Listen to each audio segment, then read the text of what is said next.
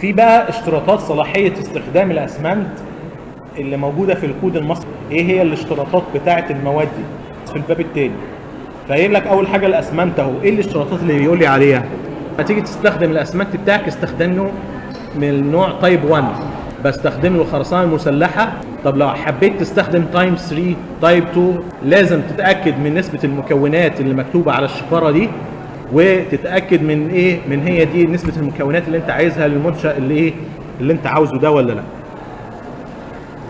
خلاص. اي نوع تاني عندك ادي انواع تانية، تايب 2 تايب 3 تايب 4 تايب 5 اللي هو الاسمنت خبث الافران، غبار السيليكا، بوزولاني، رماد متطاير. دي حاجات كلها ما بنستخدمهاش الا انت تقدر تتاكد من ايه، من جوده. ما تزيدش نسبه الميه للاسمنت عن 0.5% من وزن الاسمنت. يبقى دايما بحط نسبه الميه ما تزيدش عن نص وزن الايه، نص وزن الاسمنت. يبقى لو هحط 50 كيلو جرام اسمنت احط قد ايه ميه؟ 25. ما تقلش رتبه الاسمنت عن 42.5. قلنا ال 32.5 ده للتشطيبات.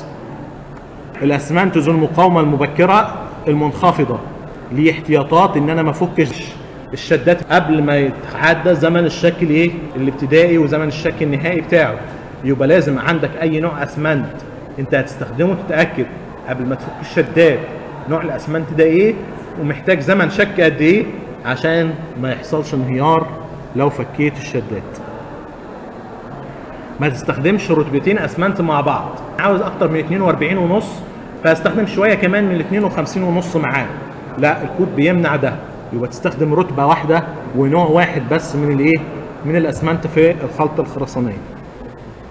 محتوى الكلوريدات في الاسمنت الخرسانه سابقه الاجهاد بتبقى 4% و1/10 من وزن الاسمنت الخرساني العادي.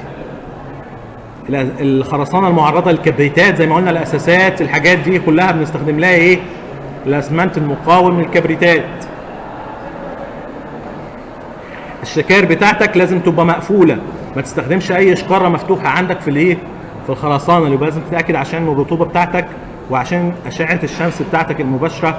لما تيجي ترص الشكاير فوق بعض يبقى عندك اقصى حاجه 10 شكاير ترصها فوق بعض عشان الشكاره ما تقعش وتتفتح. يبقى عندك ايه؟ عندك اكتر حاجه تحط كمان طبالي خشب تحت شكاير الاسمنت عشان لو في اي ميه على الارض ما توصلش لشكاير الاسمنت وتخليها تشك. عندك لو في امطار او حاجه يبقى في الشتاء تغطي الاسمنت بتاعك ده في الموقع، تغطيه بمشمع عشان المطره ما تاثرش على الايه، على الشكاير دي. بتبقى ورق فما تاثرش توصل للاسمنت وتشكه. الشمس برضو في الصيف برضو تغطيه، تحطه تحت تندات بحيث ان درجه حراره الشمس العاليه دي ممكن تاثر لي على جوده الايه، على جوده الاسمنت. لو عندك الاسمنت بتاعتك سايب ومحطوط في صوامع او منقول بحويات في التريلات، خلي بالك بيجي معاه اذن توريد.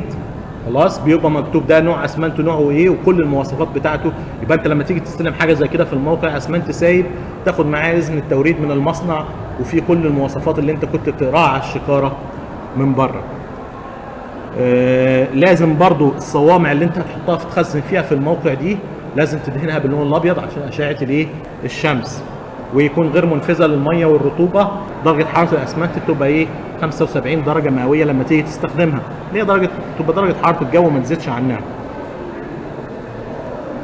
الاسمنت طبقا لاولويه التخزين تبدا تستخدمه، يعني اللي جاي في الموقع الاول تستخدمه قبل اللي لسه جاي دلوقتي ايه، لسه جاي دلوقتي يبقى قدامه فتره شويه في الصلاحيه. لا انا استخدم اللي اقرب صلاحيته ايه، ينتهي لو جاي لك على فترات.